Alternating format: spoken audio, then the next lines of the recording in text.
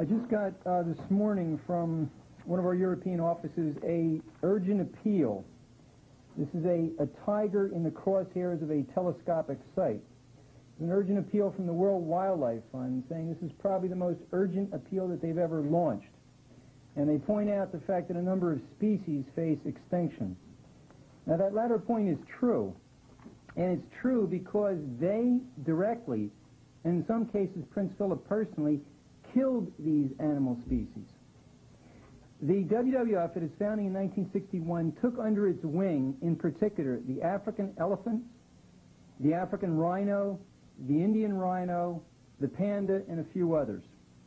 Now, the African elephant was had a population of about 3 million when the World Wildlife Fund was founded. Today, it's several hundred thousand.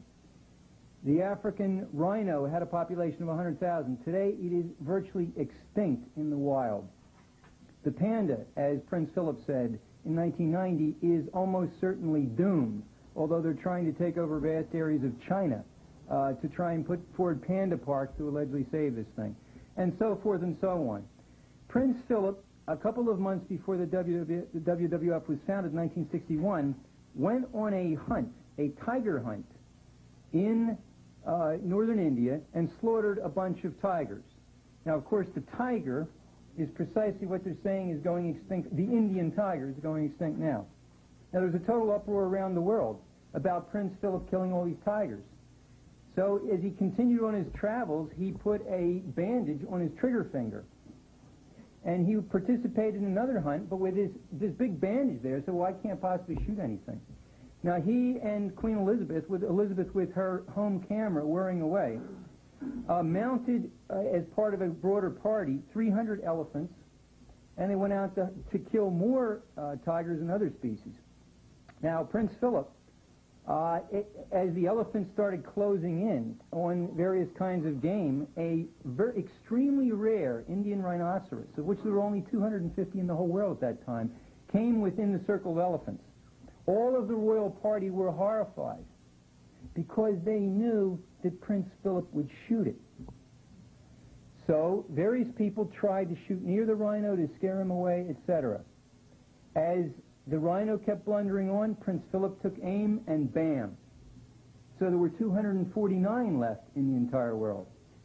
Now, if the WWF has not been protecting the animals under its purview, what has it been doing? Well, in order to understand that, you have to go back a bit in history and look at the two key institutions which came together to found the WWF in 1961. They are, number one, the Society for the Preservation of the Wild Fauna of the Empire, of course the British Empire. Number two, the Eugenics Society of Great Britain with its arms in the United States, continental Europe, and elsewhere. Now, in the 1880s and 1890s, as you're all aware, there was a mad scramble among the European colonial powers for domination and territory in Africa. By 1900, a convention was pulled together in London under the auspices of the British Empire to basically set up a series of areas where the native populations who had been conquered would not be allowed in as part of the population control programs of the empire at that time. In 1903, to formalize and to carry this work further, the Society for the Preservation of the Wild Fauna of the Empire was established. The people who established it were the leading lights, the legend of British imperial history. Lords Milner, Curzon, Minto, Cromer, Grey, the great imperial proconsuls of the New Rome. They put this operation together, and throughout the decades, what they sponsored most in particular, their key job was to found national parks, beginning in Africa but then expanding all over the world. In 1933, and again in 1938, the fauna, as it was called by its oligarchical members, pulled together conferences to set up international parks.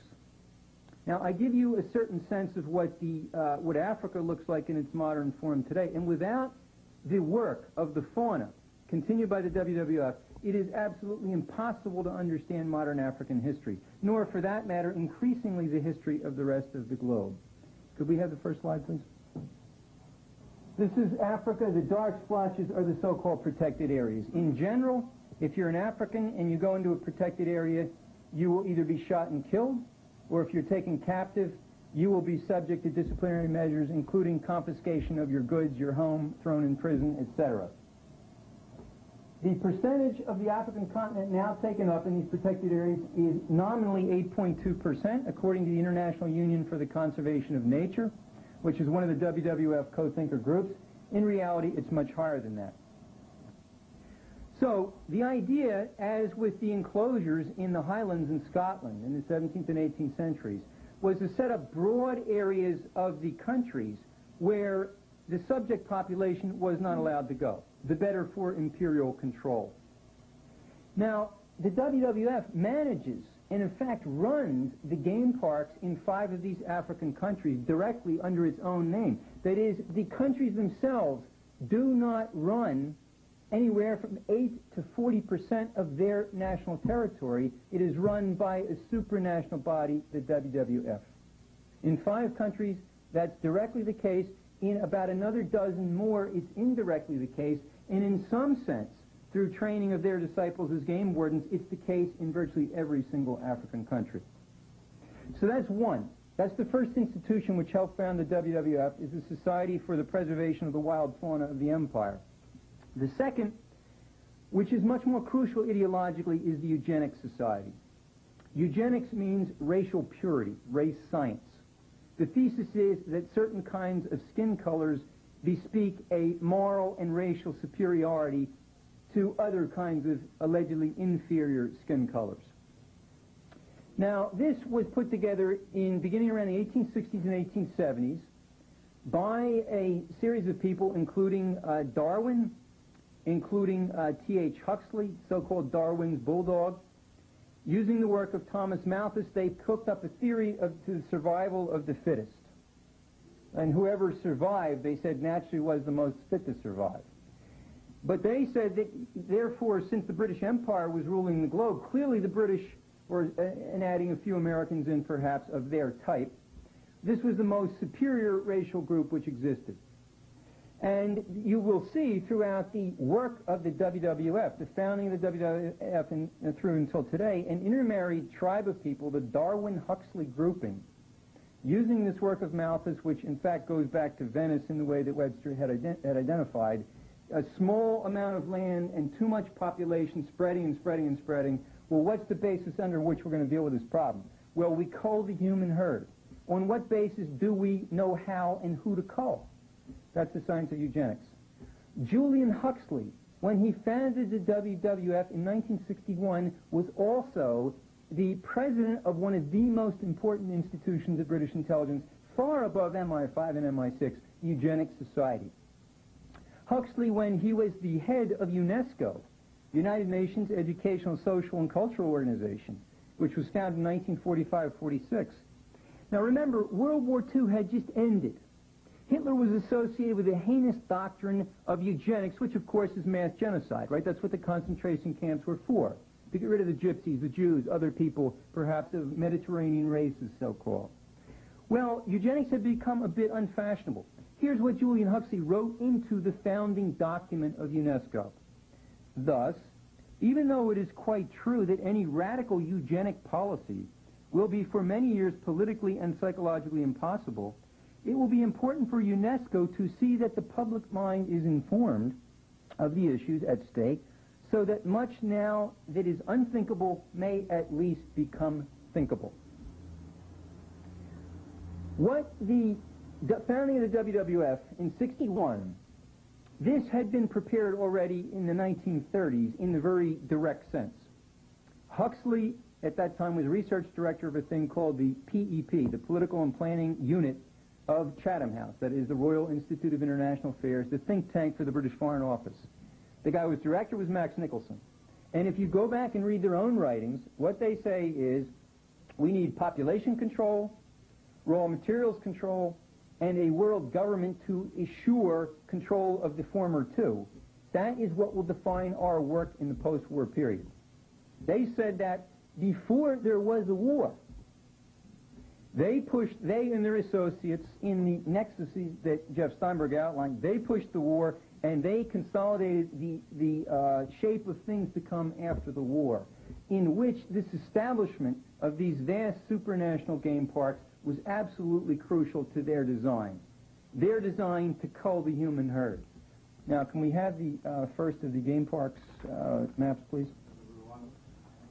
Okay. Now, I don't want to go into, at great length, all of the game parks that are established here. Just point out a couple of indicative ones and their role. Now, first of all, you notice from this map as well as the previous map that most of these game parks are established on border areas. Now, for those of you familiar with African history, when the maps were drawn up in London, they were totally random. Most African countries are not demarcated by rivers, by mountain ranges, and so forth, right? So the placement of the game parks on the borders was done for a reason. They could have put them anywhere. They're placed on the border to have maximum cross-border control and destabilization capability. Now let's look at some of the, just again, a couple of the indicative points here. This is the West Zambezi Game Reserve, a game management area, as it's formally called, in Zambia. That's where both the MPLA and its UNITA opposition for Angola were trained. The ANC was trained down here, as was also SWAPO, right, in number 2, is just below the west, actually contiguous as part of the Zambezi Game Reserve, although called by a different name. SWAPO was trained there. Here in the Etosha Game Reserve in Namibia were trained the assassins who conduct the third force black-on-black violence in South Africa. And I think most people are aware of how that works. Inkatha allegedly goes and slaughters some people of the ANC. The ANC returned the slaughter, and away you go. In reality, most of this and the continuing perpetuation of it is not done by Inkatha and ANC. It's done by a so-called third force. And the third force has been trained here at Etosha, here in KwaZulu, and here on the border of Mozambique in another game reserve. The Kruger National Park, 20,000 square kilometers, larger than the state of Massachusetts in the United States. This is Renamo's headquarters for the savage civil war which is going on in Mozambique. Now, how do these things work? The gangs, as the British call them, and the pseudo-gangs are both financed and orchestrated by British intelligence. Now, this does not say that there are not people striving the best they know for freedom, for national sovereignty, and so forth within the vehicles that they find available to them. Of course. That's the essence of the national tragedy that you see unfold in African nation after African nation. If you look at the post-war period, the great dreams of 1961, the late 50s and the early 60s, for true sovereignty, true independence at last, were perverted and destroyed precisely through these measures. The establishment of the game preserves, and then the running of mass assassination, terror, and gangs and pseudo-gangs out of those reserves. And you see the results, right? You see the results in Mozambique, which has barely reached a precarious kind of a peace in the recent election, but with how many hundreds of thousands slaughtered, how many tens of billions of dollars of damage, a minimum of 500,000 people killed in Angola, minimum, probably much more than that, a minimum recorded $40 billion in damage, a minimum 10,000 people slaughtered, black Africans slaughtered, simply since Nelson Mandela was released in 1990, and so on and so forth as it goes, right? Zambia was the staging area. You see the percentage of Zambia taken up by national parks. Virtually all of the gangs and pseudo-gangs of modern African history came out of Zambia. Similarly, for other parts, Tanzania also had a major role in this thing. You will notice, in the case of Tanzania, you'll notice that this is actually very deceptive. 40% of the entire territory of the nation of Tanzania is not under Tanzanian national control. It's under WWF control. Okay, I think that's sufficient for that. Could we have the next map, please? Okay, here we're looking at, this is basically Eastern Africa. I don't want to spend a lot of time here. Let me just point out one crucial point. This is the Kidego Valley National Park in northern Uganda. What you see here, this is contiguous to Sudan, of course, right? This is where the SPLA rebels are based. Tony Rowland announced himself as a commander of the SPLA in a radio interview in 1993. Tony Rowland, of course, financed UNITA on the one side, and the MPLA on the other side, financed Frelimo on one side, and financed Renamo on the other side, financed the Afrikaner government on the one hand, financed the ANC on the other hand, financed the Smith white minority regime in Rhodesia on the one hand, financed ZAPU and ZANU on the other hand. What Roland did, and Roland's company was put together through the personal fortune of the crown. The company was never anything but that, right? What Ronro did is what all of these groups, ICI, Unilever, Royal Dutch Shell, you name them, that is what they do. That is documented. That is a matter of fact. I think we'll look at some of these other things. Again, these are other areas, which a massive train. This is the famous Serengeti National Park, right, in northern Tanzania. The Ngorongoro crater area, again, massive guerrilla training of all sorts there. Red Chinese in the past, Russian, various of the South African, the ANC had people trained there, the PAC in particular had people trained there, so forth and so on as it goes. You remember the famous movie, some of you, The Serengeti Shall Not Die, the famous movie of the 1950s? That was the propaganda piece to establish this gigantic border of, cross-border territory for a staging ground for guerrilla activity. It's been proven, by the way, since all of the native peoples who used to be living in the Serengeti, in particular the Maasai tribes, have been driven out. It's been proven without any question that since there's no people in the park and no poachers have been caught in 3 years, the reason why the rhinos and the elephants are being slaughtered in the park is because the WWF paid game guards are killing them. With the WWF, of course, well aware of this. This, I think, kind of really brings the picture home. Now, what we're looking at, of course, is Rwanda, Burundi, Uganda, and Eastern Zaire. Now, in both 1990 and in the April 1994 invasions, they were organized, equipped, established, and the training for these invasions took place out of the national parks in these border areas. Both invasions in 1990 and 1994 came through the game parks. This is the Akagera National Park in northeast Rwanda, contiguous to Uganda. This is the main staging area, by the way, for the 1994 invasion. This is a savanna. This is a grassy plain. It's where you can bring up tanks, heavy equipment, and so forth in staging area. More important in the 1990 invasion, which is really what set up the stage for the current slaughter that happened in 1994, if you follow the history of this thing carefully. What we're looking at here is the Gorilla National Park in Uganda, number one. Number two, the so-called volcans, the French name, the Volcanic National Park in northwest Rwanda, and you're looking at the Virunga Park in eastern Zaire. They come together at that tri-national area. That is where the guerrillas were established, giving a new meaning, of course, to the famous film Gorillas in the Mist. If any of you have the work of Diane Fossey and the famous mountain gorillas in northern Rwanda, well, this is the kind of gorillas that the WWF likes is the G-U-E-R-I-L-L-A type. So this is how this thing was done. Now, in 1980, the invasion was in 1990, right? In the latter part of 1990, October, I believe it was. What happened in late 89 and early in 1990 was massive efforts were set up to save the elephants of Uganda and to save the gorillas of Rwanda. Now that was interesting because there's not many elephants in the gorilla park in Uganda. The elephants, in fact, are hundreds and hundreds of miles up to the north in the Murchison National Park. So they flew in massive amounts of military equipment to fight poachers, in the case of both so-called for the elephants on the one hand to save them and to save the gorillas on the other hand.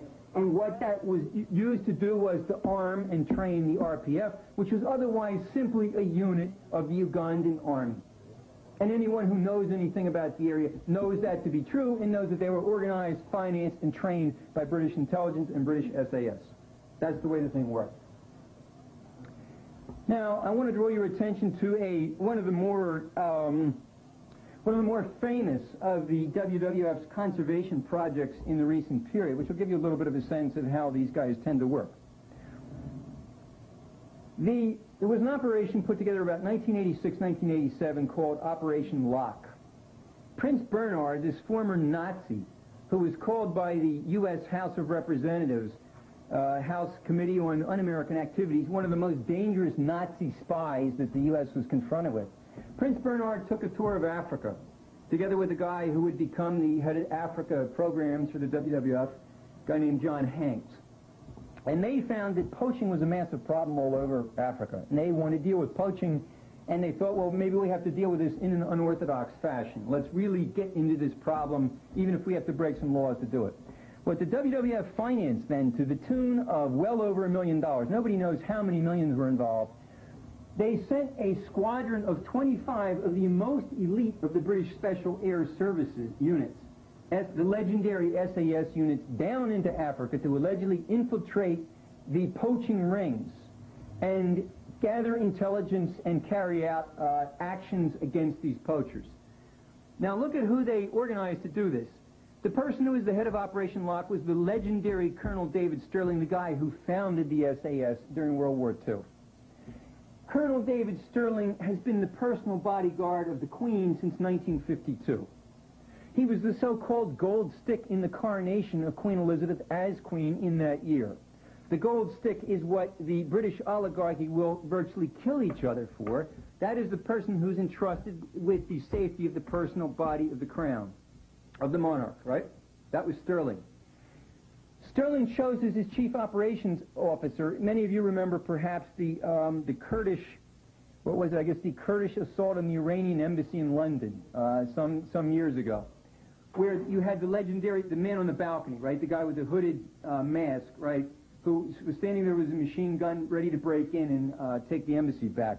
That was Colonel Crook, who was the head of one of the two SAS regiments, the most highly decorated figure in the Falkland Islands fighting, and the man scheduled to take over the #1 unit, 22 SAS, which was the prime elite fighting unit of the entire British Empire.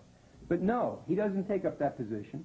And the man who founded the SAS, these two get together, they take 25 hand-picked veterans, including the most decorated Falklands people, the most decorated Northern Ireland SAS veterans, and they send them down into South Africa. So what'd they do?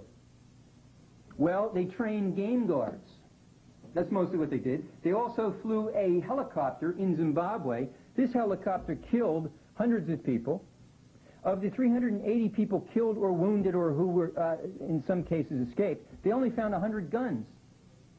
So most of the people who were slaughtered, most of the human beings who were slaughtered from the WWF paid for and WWF run helicopter gunships in Zimbabwe were unarmed.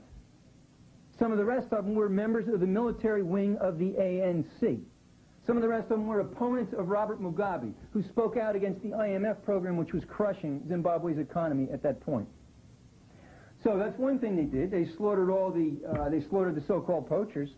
The last living rhino herd in the wild, 700 rhinos, was destroyed by the WWF. It was slaughtered when they paid for it, and the ones that weren't slaughtered were drugged and were sent off to game farms in Australia, the United States, and elsewhere among Prince Philip's cronies in the 1001 Club.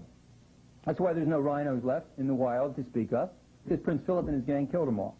But let's go back to this question of training the game guards, the park rangers, right? And anybody knows how the Mau Mau thing was run in Kenya has a sense of this. The whole Mau Mau operation was run in order to commit genocide against the Kikuyu tribe, because it's a majority tribe, and whenever you have a majority tribe at independence coming into power, you have the possibility of stability and sovereignty. Why? Because they're the majority. The British policy, as anyone, again, who knows Africa history is quite aware, is to put a minority in power, a minority tribe, and to keep them always at war amongst each other. So out of the parks, and using the game wardens of the parks, the British cooked up, largely, the so-called Mau Mau insurgency, and then slaughtered tens of thousands of Kenyans, mostly Kikuyu, but others as well, to set the conditions for the kind of government they wanted in Kenya in the post-war period. So what were they doing down here? What were they doing in Africa, in southern Africa, in 1988, 1989, 1990, and still to today? Training the game guards. Well, some of the game guards, I pointed out Etosha Park in Namibia. Those game guards, which they were formerly called the Kerfoot Unit, that is, it's Afrikaans, an Afrikaans term, the Crowbar Squad, were notorious for their butchery and their savagery. They were black units, right? Used against SWAPO in the Namibian Liberation War. Now, this is not to choose sides or anything like that, because the British play all sides against the middle, but that's who they were, the Kerfoot units, on the side of the minority government at that point. Now, these Kerfoot units were retrained in 88, in 89, and in 90, there in Etosha National Park, by WWF people, by Sterling's people, by Colonel Crook and others, the aptly named Colonel Crook, I might add. And later on, these game guards, these former Kerfoot people, constituted the stock theft unit in South Africa, of the South African police. Many of you remember the Boy Patong massacre in 1992 in South Africa. 39 people slaughtered and dozens more injured. Right? Again, third force violence at a crucial point in the transition, the political transition there. Who did it turn out to be that was named by both prominent white and black circles, including ANC intelligence, including the Goldstone Commission and so forth in South Africa, that carried out the slaughter, but the stock theft unit? Where were they based? They were based at Goldfields Mine, at a mine owned by the British company Goldfields. Who's Goldfields? Its chief executive was a long-time key figure in the 1001 Club and in the WWF. That's the way this thing works. When we say that Prince Philip is guilty of genocide, that charge can be backed up chapter and verse. He says it, as Jeff Steinberg indicated, he says, I want to kill people. His eugenics society has said, and the founders of the WWF, which came out of the eugenics society, have said again and again and again, we want to kill black people, brown people, etc. I have some beautiful quotes, horrible but beautiful, which I'll read in the question period if it comes up again. They say they want to kill people, and then they set up an institution which goes out and conducts in its own name, under cover of saving the animals, the slaughter that does result in precisely the extinction that they called for. So I submit, as Mr. LaRouche would say, ladies and gentlemen of the jury, as the person who is drawn up, Mr. LaRouche is the person who's drawn up the bill of indictment on this crowd, that these people are guilty as charged. I think the evidence is overwhelming. It's begun to break in the London press. The mass circulation of the People, which is a Sunday press over there, sort of a sex and scandal sheet, but read by 5.6 million people every Sunday. That broke these charges, and you're going to hear these charges echoing around the world in the period to come. Thank you.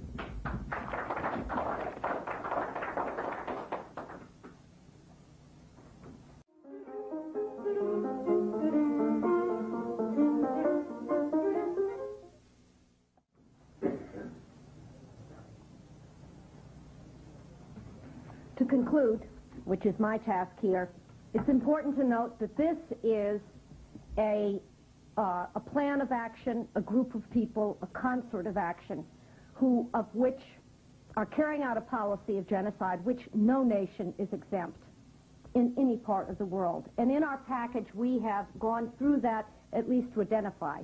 I can inform you that we are now working on more elaborated, detailed documentation of this case of the WWF and Royal Crown policy of genocide, for example, against the nation of China, against other parts of the world. Tonight, or this afternoon, we're going to finish with the case of the Americas, because there's a very specific idea and concept that jumps out of you that's inescapable when you look at this policy in the Americas, and that is the concept that these people have of people as animals.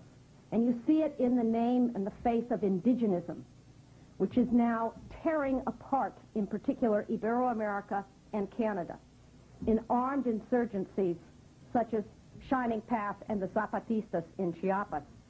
And these people who view man as animals are using the indigenous movement today as the principal means to cull the human flock as a whole, and you can see this in the case of the Americas. But let's go straight to the maps. Now, I just want to note a few things generally, not all the things that we've even noted. If you look at the total amount of protected area, as we have calculated it thus far, it's 13.2% of the total area of South America. I would submit to you that this is vastly underestimated. Now, since we've begun this work, and I do recommend that people work through the documentation, familiarize themselves with the maps, learn the categories that these people use, because you as you go back to your nations, will be able to refine this picture we've developed. For example, in the case of Argentina, we used, as we did for most of the areas, the International Union for the Conservation of Nature statistics. These are very low in most cases, and they vary. Some countries are more accurate than others. In the case of Argentina, the figures that we have discovered since we produced this is that 36% of the country is a so-called protected area. So I submit that you will find that these figures are going to change as we get more refined national-based statistics. Second of all, what do you notice about the area? If you know anything about the South American drug production, centered in the Amazon region, in the Amazon basin, note the density of parks in that area. Look particularly at point number 4, all right? That's in Peru. Now, that is a reserved area, an ecological reserved area in the Huallaga Valley. That is the heart of the coca-producing region in Peru. Peru being one of the 2 largest producers of coca, which, as you know, is used for cocaine in the world. As in Africa, you see the cross-border case. All right? Many of these are concentrated on the borders. For today's purpose, look at number 1. Now, what you're looking at there is the indigenous reserve of the Yanomami Park. It's an area, it's divided in 2. One side is Brazilian, and that's strictly called the Yanomami Park, and the other side in Venezuela is called the Alto Orinoco Biosphere Reserve, run by UNESCO of Mr. Huxley's fame. This is an area of about 178,000 square kilometers. In other words, something short, just shy of the territory of the state of Uruguay, that has been was created in 1991, I might add, by 2 presidents who were driven from power on charges of corruption, Carlos Andrés Pérez and Color de Melo. They're no longer around. And the creators of the Yanomami parks are a little worried because they don't have the instrument at hand to actually put through their program that they want. Now, this park was created in order to protect some 16,000 semi-nomadic Indians who lived in some of the most primitive, horrible conditions known to man. They practice cannibalism and infanticide. That means they kill any child that they want to.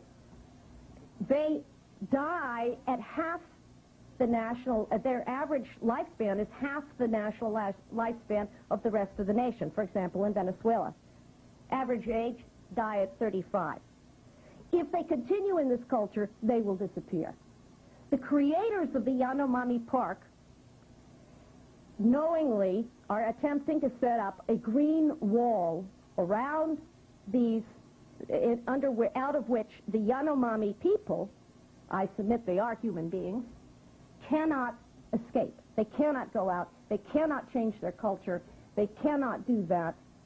And therefore, they are going to die. That's the policy of the World Wildlife Fund. Now, I'm not going to go through the whole documentation here, but we know, and we have documented, that the creation of the Yanomami Park was a personal task of the British royal family and the World Wildlife Fund. It was carried out by an organization set up as an offshoot of the World Wildlife Fund in 1969, which was originally called the Primitive Peoples Fund. That name was a little too harsh, they said. In Africa and in the United States, people sort of said, well, this just doesn't fly. So they renamed that organization Survival International. And many of you may have run across them. They're an international organization which campaigns for the defense of tribal peoples. The tribal peoples must stay as only tribal peoples. It was funded by the World Wildlife Fund. Sir Peter Scott, chairman of the World Wildlife Fund, was one of the sponsors of Survival International. Several of the other people involved in it came out of the World Wildlife Fund. Financier of the operation, Teddy Goldsmith, the leader of the magazine called The Ecologist, one of the most rabid anti-industrial magazines on the face of the earth. And its first and major task from its formation in 1969 was the creation of the Yanomami parks. For the first 3 years, Survival International targeted Brazil and Brazil's policy of assimilating its very small Indian population into its national structure. Now, there's another thing that stands out about the Yanomami Park. When looking at this, we discovered that the International Union for the Conservation of Nature has 8 categories that they recognize with different kinds of protected areas. You can have national forests, you can have parks where people cannot go in, you can have parks for ecology, you can have parks for tourism, various different categories of protection. Category number 7 of the IUCN is quote-unquote an anthropological reserve. Now on this map, you can't tell the difference between what's an animal reserve, a nature reserve, and a people's reserve, because they have no distinction. But all I can tell you is that in Colombia, this is very advanced. They have 250 Indian reserves, Category 7, IUCN. And Brazil has 253 already demarcated and is going towards 514 Indian reserves, anthropological zoos. Okay, now what do they do with the Indians that they protect? Look at number 5. That's in Peru. That's a park called the Apurimac Reserve. It's an ecological reserve located between 2 rivers and near the Eni River. The park rangers for the Apurimac Reserve was Shining Path, Sendero Luminoso. When the Peruvian army finally fought its way in to the area, they found 1,200 bodies of Ashinanka Indians buried in mass graves, 300 mass graves, that they had operated in there. There are 5,000 missing of these Indians. No one knows what has happened to them. Now, if you think that London has nothing to do with Shining Path, you're very wrong. The Peruvian government has, over a number of years, has attempted to get the British government to shut down the center of propaganda for Shining Path that's run out of London, and to no avail. But then in 1992, in August, a British government agency known as the Independent Broadcasting Authority, IBA, whose chief is appointed by the Home Office, produced for Shining Path the sole international documentary propaganda film that Shining Path has shown around the world. IBA, the Independent Broadcasting Authority, sent its reporters to Peru. They accompanied Sendero Luminoso to their films, to their fields, their killing fields. They filmed them. They broadcasted it on British TV. And then, lo and behold, we start getting in our center flyers from the Revolutionary Communist Party in the United States, which backs Shining Path, saying, come see, we've got the first documentary film produced by IBA. It was fundraising for Shining Path, run by this Home Office-controlled outfit. So the park rangers of the Apurimac Reserve tell us what these people view about Indians. They want to kill them. The next slide. Yeah. I'm going to, given the time, and I want people to have time to ask some questions, I'm going to skip most of the Central American aspect, although there's some crucial things. One thing I want to note is there is a plan afoot to create one single park all the way through this called the Paseo Pantera. It's a path for panthers to run up and down. And these panthers, they really need to be all connected, and that right now they have to run through human territory, and that can't be allowed. So this is what is being discussed. And this, I identify for anybody who knows some history, is the Mosquito Coast. And if anybody later wants to see, I have maps we've produced for a coming issue of EIR of what this Honduras and Nicaragua, this is Honduras, this being Nicaragua, looked like in 1850 when the entirety of this region was a protectorate, an Indian protectorate run by the British Crown called Mosquitia. Today it's being reconstituted, and we have the maps for what it's projected to look like in the year 2000. And it's going to look an awful lot like 1850. Now, you have to hold... Now, here's where you see, I asked you to read the section on the Americas. We detail there the role of the WWF in the 4 major parks that are in Chiapas, out of which drugs and the Zapatistas are deployed. I'm not going to review it here. But what I want to point to is the other second way in which indigenism works, because this isn't just focused on using Indians to keep these Indians behind their green walls so that they cannot become human beings. All right, that's a very small portion of the human race that they're directly killing through indigenism. Indigenism is also deployed by the British Crown and the WWF to destroy the global economy and to return all of man back to a state of hunting and gathering, nomadism, pastoral, whatever. And in the case of Chiapas, this is very interesting. In May of 1994, Teddy Goldsmith's magazine, The Ecologist, endorsed the Zapatista uprising. And he endorsed it on the basis that most people think, if you think about what the media said, what has the media said? That the Zapatista Indians, the EZON, are an uprising because they've been left in backwardness, and that, an unfair treatment. That's not what the Ecologist said. What the Ecologist said is that it's an uprising against development, against the fact that the government was interrupting the backward lifestyle by bringing them development, and therefore the Goldsmiths, the WWF, are backing the Zapatista uprising. We have in production now something you'll find interesting, a map we found in one of the WWF's Atlas of the Worlds, which is a map called Indigenous Peoples Under Threat. It matches, rhinos under threat, elephants under threat, indigenous peoples under threat. One more animal. Listed on that map are the Mayans in the Lancadon jungle. That's Chiapas, for those that don't know. That's the Zapatista uprising. That's one of the indigenous peoples under threat that the WWF is working on. I suggest one of the things also that people can begin to do is play with these maps. When you find the map of your country, look at it, you know your country. For example, Mexicans have been very interested when you map the density of ecological zones and protected areas on Mexico's oil production region. You find a very interesting story. It's the heart of Mexico's oil production region. Next. Now we want to go to North America. And I want to conclude with this, but I specifically emphasize this because too many people tend to think that this is directed only against the developing sector, that this is a strategy of which the United States and the northern nations are exempt. And I think as you examine that map, you'll see that that is not the case. In the case of Canada, I don't know if you can see, it says the number 3, the striped area, all. Can you see it on the north? The striped area on the north.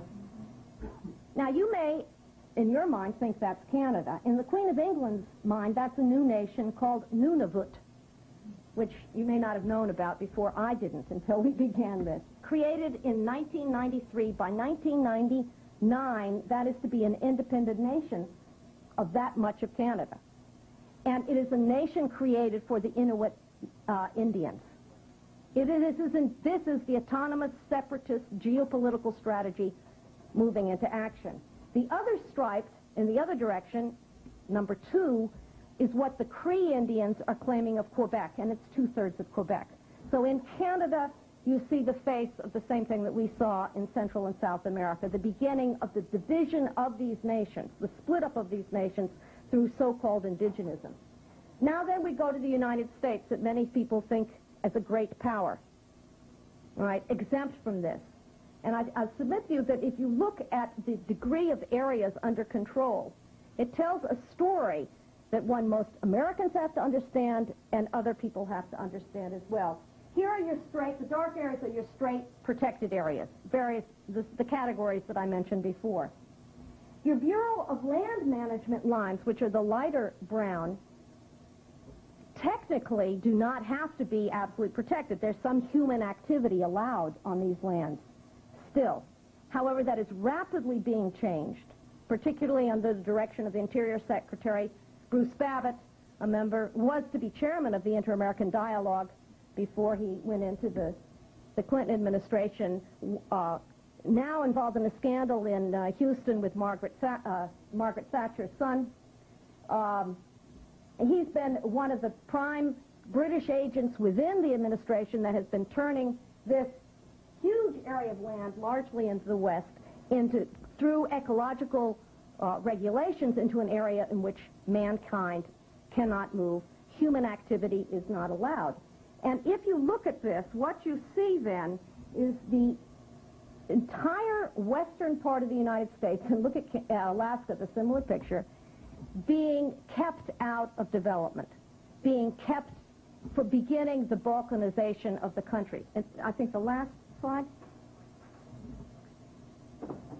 This, what we're looking towards, if this is not stopped, is this thing. This is a project published in 1981, a book called The 9 Nations of America, to balkanize, divide up the North America as a whole. The islands, this is Mesoamerica. Cascadia, or Ecotopia, is given to the number 2. Number 1, look at that, is called the Empty Corridor, and isn't that exactly what we just saw in the maps before? New England, I guess they're going to just go back to slave trading, that's what's left for them, etc. And so what you have here is a operational plan of which no nation, and particularly not the United States, is exempt, being carried out by this group of people who are committed to eradicating the nation-state itself as an existence on this planet and reducing man to species, 5,000 different species, each with a different culture, living in the most horrible, primitive backwardness one can imagine. And I submit we should have questions.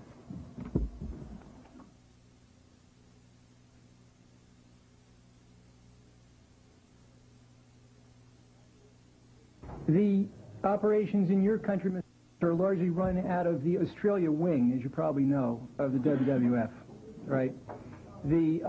Which is run by a guy named Malcolm Parker, who was the extra equerry, that is, the chief aide to Prince Philip for a long time. There got to be a big scandal because his wife divorced him because she maintained that he was spending all his time in nightclubs with Prince Philip, where the only thing the women wore who were dancing on the stage was Freemasonic aprons. So he got in a big scandal. He was kicked out of England, or had to leave England in disgrace. He went over to become the personal aide-de-camp to Prince Bernard. Same thing happened, and he wound up in Australia, from which he's directing the operations, which I want to show you. Now, if you look at this, this is just quite incredible, right? Look at this. This is the protected areas being given, so-called, to the Aborigine population. Now look at this. This is not everything. What's actually been created now is an unbroken, virtually, except for tiny little areas, of course, the transcontinental highway there, reserve to actually break the nation in two, right? The green areas here are the lands that are claimed. You're probably aware of the famous Mabo decision of 1992, right, which opens up all land to anybody who says, well, I once was an Aborigine, or maybe my great-great-grandfather was. The incidence of Aborigines has gone up threefold once Mabo happened, right? Because if I have any Aboriginal land, well, then why don't I just grab Melbourne? One tribe grabbed Brisbane, grabbed downtown Brisbane, or tried to, and then finally they cut a deal and they gave it up. It's chaos in the whole area. So the idea is to actually totally disintegrate the texture of the country as a sovereign country. And I think the point that Webster made is the crucial one for all of us to remember. Back in 1981-82, we called the WWF. We and other journalists associated, we called those guys. And because our hypothesis was, well, aren't they stealing all the, say, diamond area? And there's a lot of diamonds out through there, right? Or in the case of Namibia. Most of the area in Namibia that's locked up along the coast is the diamond-rich area. Same thing with Botswana. The whole diamond belt of Botswana is locked up. So we, being a little bit suspicious after dealing with these characters for a long time, we said, well, is this to lock up raw materials? The WWF guy himself said to us, no, that's the old form of imperialism. What we're preparing is for a cataclysmic collapse of human civilization, where as much as 95 to 98% of the population will die, and we will rebuild out of the ashes. We who have, you know, the means of control. And he said the 1001 Club is a club modeled upon White's or Boodle's or the famous London clubs, right? Where you have to be requested to join and be backed by 2 other sponsors in order to be allowed in. It's not just any guy who has $10,000. Interestingly, he pointed out that one of the reserves that the 1001 Club was looking to flee to when the chaos descended was Australia.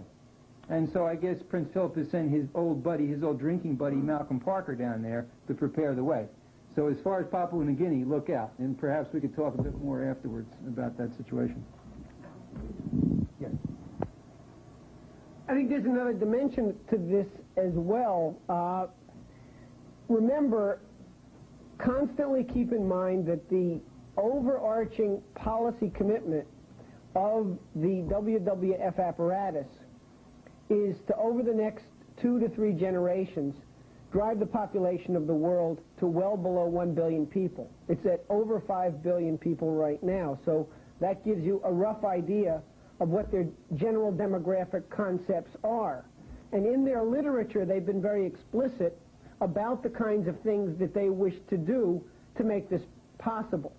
Bertrand Russell, who was one of the architects of this genocidal outlook, lamented the fact that the existing levels of disease, pestilence, famine, and warfare that were going on towards the closing years of his life, which was the 1960s, was insufficient to accomplish this task. And so he said some extremely distasteful measures are going to have to be taken up in order to reach these kinds of objectives. Now, one of the sine qua nons of the entire WWF agenda is the complete and total elimination of any form of economic development. Teddy Goldsmith, who's the older brother and the philosophical mentor of Sir Jimmy Goldsmith, who's probably the more well-known of the two, has written a number of books which he was criticized for by some of the WWF people because he was letting a bit too many of the secrets out on the table. He wrote a book in 1966 called Blueprint for Survival, in which he advocated the most radical population control policies that have been denounced all over the world, that have been carried out by the Chinese government and others, namely forced sterilization, literally infanticide, and measures like this to reach the intended population goals. He proposed in 1966 a permanent global ban on all migration, so that wherever you are in the world, you're stuck there. And then more recently, in 1980, he wrote a book called The Great U-Turn, in which he said that all of the evils of civilization and all of the problems of civilization have been caused by industry, industrialization, and the advent of modern technology, and therefore it's essential to turn the clock back radically and go back to literally an early form of global feudalism. WWF carefully studies the maps of every region that they've targeted, and in their minds, the first target that must be destroyed is any potential project that would represent economic development that would improve the material, cultural standards of living of the population living in that area. And as Gretchen said, the advanced sector is by no means excluded from this. In Europe, the WWF spokesmen have recently been completely explicit about the fact that they intend to destroy every proposed plan for the economic reintegration of East and West Europe. They have set up parks for life, which are specifically earmarked to be choke points against every major proposed high-speed rail line and other infrastructure project that would fundamentally end the Cold War period by reintegrating Eastern and Western Europe, which creates the potential for the economic development of all of Eurasia. In Mexico, in Africa, in every part of the world where there are oil reserves, those areas are targeted for shutdown because these people are evil, they're insane, but they're not stupid. They know that the key to population density, the capacity for a society to increase its population by advancing its levels of public health, culture, education, and technology is the energy throughput. And they know that there is far from a shortage of oil. They control certain global strategic raw material preserves, oil preserves, and they target certain new potential expanded oil reserves. They've decimated any prospect of nuclear energy as a viable future source of energy for this planet. And they do all of these things not to make a buck, although they always bear in mind that replenishing their coffers is an aspect always of their geopolitics. Their goal is to make sure that they prevent any kind of expansion of energy availability, which is the crucial factor in being able to bring development rapidly to parts of the world that they've prevented from that. So they've got a world map, and any region which is an area that could rapidly produce and bring to market vast amounts of oil, particularly as a transition into a post-petroleum nuclear technology era, is going to be a priority strategic target because it's the antithesis of the mass murder that they're out to accomplish. The case, and in some sense, through training of their disciples as game wardens, it's the case in virtually every single African country. So that's one. That's the first institution which helped found the WWF, is the Society for the Preservation of the Wild Fauna of the Empire. The second, which is much more crucial ideologically, is the Eugenics Society. Eugenics means racial purity, race science. The thesis is that certain kinds of skin colors bespeak a moral and racial superiority to other kinds of allegedly inferior skin colors. Now, this was put together beginning around the 1860s and 1870s by a series of people, including Darwin, including T.H. Huxley, so-called Darwin's bulldog. Using the work of Thomas Malthus, they cooked up a theory to the survival of the fittest. And whoever survived, they said, naturally was the most fit to survive. But they said that, therefore, since the British Empire was ruling the globe, clearly the British, and adding a few Americans in perhaps of their type, this was the most superior racial group which existed. And you will see throughout the work of the WWF, the founding of the WWF through until today, an intermarried tribe of people, the Darwin-Huxley grouping, using this work of Malthus, which in fact goes back to Venice in the way that Webster had identified, a small amount of land and too much population spreading and spreading and spreading. Well, what's the basis under which we're going to deal with this problem? Well, we cull the human herd. On what basis do we know how and who to cull? That's the science of eugenics. Julian Huxley, when he founded the WWF in 1961, was also the president of one of the most important institutions of British intelligence, far above MI5 and MI6, the Eugenics Society. Huxley, when he was the head of UNESCO, United Nations Educational, Social, and Cultural Organization, which was founded in 1945-46, and they went out to kill more tigers and other species. Now, Prince Philip, as the elephants started closing in on various kinds of game, a extremely rare Indian rhinoceros, of which there were only 250 in the whole world at that time, came within the circle of elephants. All of the royal party were horrified because they knew that Prince Philip would shoot it. So various people tried to shoot near the rhino to scare him away, etc. As the rhino kept blundering on, Prince Philip took aim and bam. So there were 249 left in the entire world. Now, if the WWF has not been protecting the animals under its purview, what has it been doing? Well, in order to understand that, you have to go back a bit in history and look at the two key institutions which came together to found the WWF in 1961. They are, number one, the Society for the Preservation of the Wild Fauna of the Empire, of course the British Empire. Number two, the Eugenics Society of Great Britain with its arms in the United States, continental Europe, and elsewhere. Now, in the 1880s and 1890s, as you're all aware, there was a mad scramble among the European colonial powers for domination and territory in Africa. By 1900, a convention was pulled together in London under the auspices of the British Empire to basically set up a series of areas where the native populations who had been conquered would not be allowed in as part of the population control programs of the empire at that time. In 1903, to formalize and to carry this work further, the Society for the Preservation of the Wild Fauna of the Empire was established. The people who established it were the leading lights, the legend of British imperial history. Lords Milner, Curzon, Minto, Cromer, Grey, the great imperial proconsuls of the New Rome. They put this operation together, and throughout the decades, what they sponsored most in particular, their key job was to found national parks, beginning in Africa but then expanding all over the world. In 1933, and again in 38, the fauna, as it was called by its oligarchical members, pulled together conferences to set up international parks.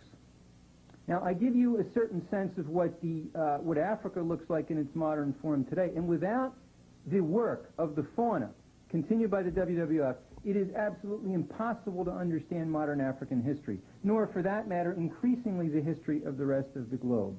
Could we have the first slide, please?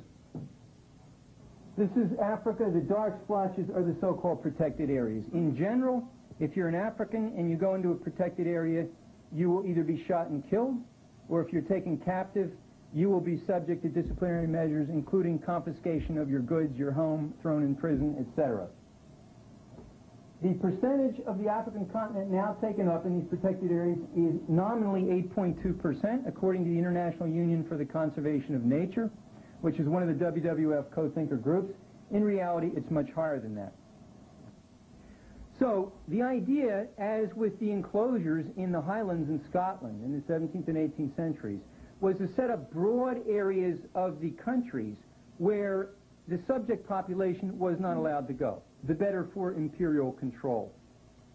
Now, the WWF manages and in fact runs the game parks in 5 of these African countries directly under its own name. That is, the countries themselves do not run anywhere from 8 to 40% of their national territory. It is run by a supranational body, the WWF. In 5 countries, that's directly the case. In about another dozen more, it's indirectly the case.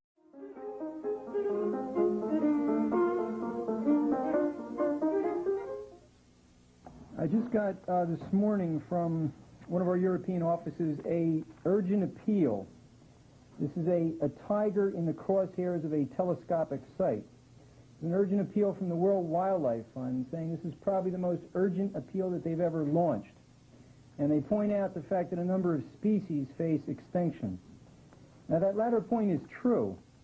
And it's true because they directly, and in some cases Prince Philip personally, killed these animal species. The WWF, at its founding in 1961, took under its wing, in particular, the African elephant, the African rhino, the Indian rhino, the panda, and a few others. Now, the African elephant was had a population of about 3 million when the World Wildlife Fund was founded. Today, it's several hundred thousand. The African rhino had a population of 100,000. Today, it is virtually extinct in the wild. The panda, as Prince Philip said in 1990, is almost certainly doomed, although they're trying to take over vast areas of China to try and put forward panda parks to allegedly save this thing, and so forth and so on. Prince Philip, a couple of months before the WWF was founded in 1961, went on a hunt, a tiger hunt, in northern India and slaughtered a bunch of tigers. Now, of course, the tiger is precisely what they're saying is going extinct. The Indian tiger is going extinct now. Now, there's a total uproar around the world about Prince Philip killing all these tigers. So as he continued on his travels, he put a bandage on his trigger finger. And he participated in another hunt, but with this big bandage there, so I can't possibly shoot anything. Now, he and Queen Elizabeth, with her home camera whirring away, mounted, as part of a broader party, 300 elephants. Now, remember, World War II had just ended. Hitler was associated with the heinous doctrine of eugenics, which of course is mass genocide, right? That's what the concentration camps were for, to get rid of the gypsies, the Jews, other people, perhaps of Mediterranean races, so-called. Well, eugenics had become a bit unfashionable. Here's what Julian Huxley wrote into the founding document of UNESCO. Thus, even though it is quite true that any radical eugenic policy will be for many years politically and psychologically impossible, it will be important for UNESCO to see that the public mind is informed of the issues at stake, so that much now that is unthinkable may at least become thinkable. What the founding of the WWF in '61, this had been prepared already in the 1930s in the very direct sense. Huxley, at that time, was research director of a thing called the PEP, the Political and Planning Unit of Chatham House, that is the Royal Institute of International Affairs, the think tank for the British Foreign Office. The guy who was director was Max Nicholson. And if you go back and read their own writings, what they say is, we need population control, raw materials control, and a world government to assure control of the former two. That is what will define our work in the post-war period. They said that before there was a war, they and their associates in the nexuses that Jeff Steinberg outlined, they pushed the war and they consolidated the shape of things to come after the war, in which this establishment of these vast supranational game parks was absolutely crucial to their design. Their design to cull the human herd. Now, can we have the first of the game parks maps, please? Okay.